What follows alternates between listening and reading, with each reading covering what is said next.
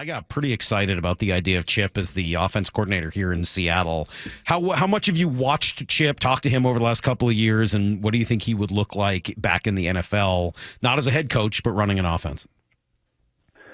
Well, there's a lot of layers to this, why would these head coaches want to go to the National Football League? And that's a whole other conversation. Then there's the conversation just about the schematics and what it would actually look like. I do find it interesting that a guy that may be getting a shot a hair early, Mike Macdonald, would be looking to a guy like Chip to be a coordinator who has head coaching experience, vast head coaching experience at both levels. So I don't think that this is necessarily a schematic deal offensively. Now, you can certainly make the argument that the NFL game is closer to what the college game has been historically over the last 20 years than ever before. You can make a strong argument that the offense that Chip excels in and what he even did at Philadelphia is certainly something that can and would work in the NFL right now. I think Chip has shown I would say an incredible ability to find run game success everywhere that he's been. I don't know why it's been, I think, misconceived as like a finesse offense, but it's not. Everywhere that he's been, they've been a top rushing team. Now he just uses space to rush as well as anybody, but they've always been a great running team. And that's certainly something that would be attractive to Mike Macdonald, who's coming from a Harbaugh tree, who understands that complementary football, playing great defense, and being tough at the line of scrimmage is the way that you win.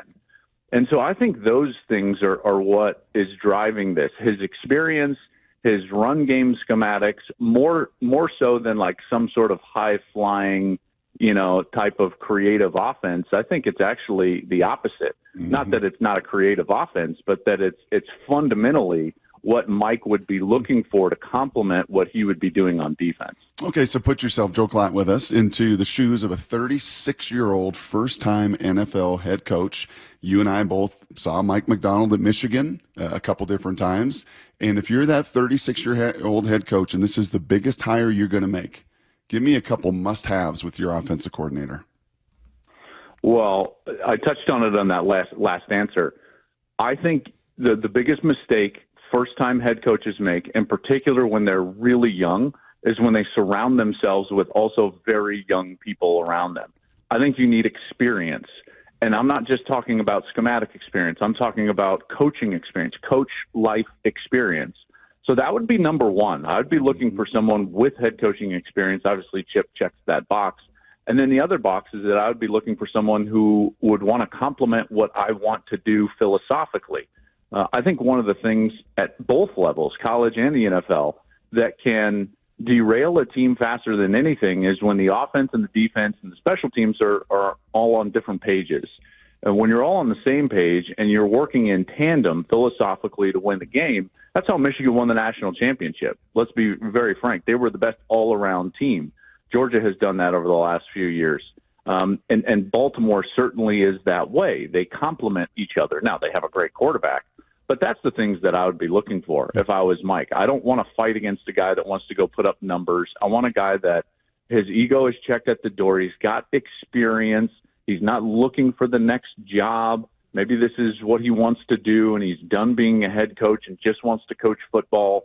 And now I can really lay out the foundations of what we want to be philosophically, and then that can work in concert throughout the three areas. When you sat with Mike Macdonald 3 years ago in Ann Arbor as he's the D coordinator, did you think 3 years later I'm going to be on Brock and Salk's morning show talking about him as the head coach of the Seattle Seahawks? Well, I knew he would be a head coach. The Brock and Salk thing, I don't know. Right. You figured we'd be broken up again by then. Right. Divorced. Yeah. That's right. Yeah. Were you guys together at that point? Probably not. Yeah. It's 50-50 shot whatever year you happen to guess on. I think we were podcasting that year.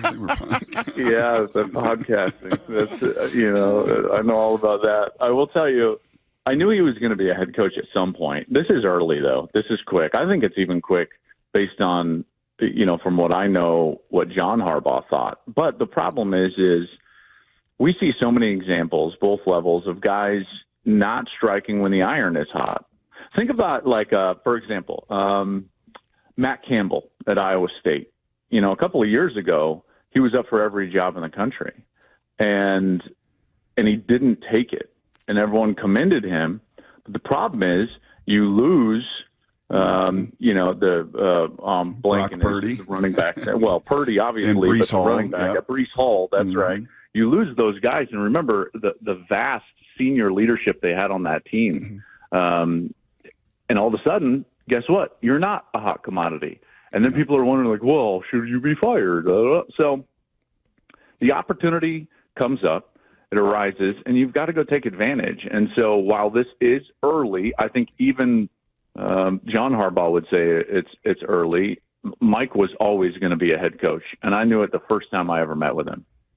Talking to Joel Klatt, of course, of Fox Sports. Tell me if you were in John and now Mike Macdonald's shoes and you had the number 16 pick in the draft, are you looking at a quarterback given that there may be 6 quarterbacks taken in the first round of this draft? Or are you looking to really build on the line of scrimmage that is sort of like the necessity for this type of a team? Well, there's 2 things that I think are in abundance early in this draft: offensive linemen and quarterbacks. So they can go either way, and I think it depends on which player falls to them. A couple of guys that I think are fascinating is Mims from Georgia and where he gets slotted.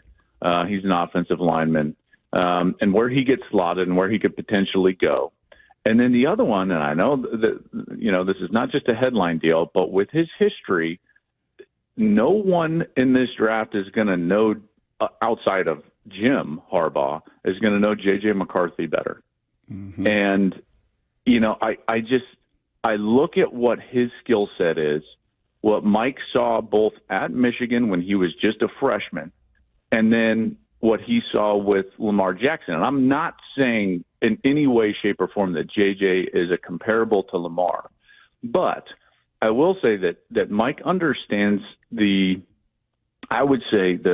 importance of the quarterback's ability to create between 2 and 5 first downs with his legs a game. Those are monumental because the defense can do everything right, which he's uniquely aware, and then all of a sudden the quarterback makes you wrong. JJ has that ability. I think that he would be in an offense that is familiar to him, in a system, in a language that would be familiar to him, not necessarily schematically, but from a philosophical standpoint. Mike's going to do what John did. John does what Jim does. So that's a name to me that's fascinating. What's JJ's grade, and would Seattle look at JJ McCarthy? Can I ask you the same question about him that I asked Brock yesterday? Not that I don't accept Brock's answer, but I want to hear yours. Can he convert a 3rd and 10 first down without his legs? Does he have the arm strength to throw it on 3rd and 10 from the pocket and make? Because it didn't seem that way kind of watching him in the last few games of the year. Wait, really? I didn't think so. I mean, he strikes me as not a guy with a fantastic arm. He doesn't look like Penix. He doesn't look like a lot of the NFL guys who are just gunning from back there. Did you watch the Ohio State game? No. I didn't. I said the last 2 games of the year. I saw Alabama and I saw Washington. The only 2 games I've seen. You said yes, I was going to say you were blind. No, yes. I didn't see it. Did you see the throw to Roman Wilson over the middle, threading the needle? Joel, will you appreciate Salk's answer right there? He was one of the few that. Yes, he was one of the few that did not, but he's fine with answering that. He can't change a light bulb, but he can tell you he did not watch that game. The 2 that he watched, the Alabama game and ultimately the national title game, he did not play like he did in the game you called and have called the last, dozen years or so. So, Brock, you'll chuckle at this. Do you know how many Michigan games I've called in the last 3 years? A lot. 16. Jeez. Okay. Meanwhile, Salk didn't even watch the Ohio State game, and he's blabbering on about JJ doesn't make throws. I'm not. I'm asking you. I'm asking the question. I trust you. It was a leading question. It was a leading question. To me, I haven't seen. It was a push pull. It was a bit of a push pull. You're in Colorado, right? You know about push pulls, so yeah, that's fine. Sure. Yeah. Listen. I'm having a little fun at your expense, obviously, but yes, he makes those throws and he makes them often. Now, here's what I would say. If I was just going to give you any sort of legitimacy to your point, which there is very little, I would say that he isn't asked to do what, let's say, a Michael Penix is asked to do. Penix was asked between 20 and 30 times a game to read post-snap, straight drop-back pass, downfield passing game. And he was asked to do that a lot. JJ was not. Very little straight drop-back without any play action, without any run action, and read something post-snap. Now, there's a difference between, at least in my estimation, you can say it's drop-back pass, but if it's quick game, that's generally not a post-snap decision. As Brock, you and I would know, it's like a lot of leverage plays, a lot of number count, and you know where that ball is going before it's in your hands. So I'm talking about actual post-snap reads, downfield, straight drop-back pass. He was maybe asked to do that between 4 and 6 times a game, maybe. And remember, they were up and leading a lot, and that was a philosophy that was based on running the football, grinding people out. Now, when he was asked to do that, he did make incredible throws. He makes incredible throws both on the run, outside of the pocket while he's creating, and inside of the pocket. And I would just point you to that throw that he made against Ohio State down the middle of the field.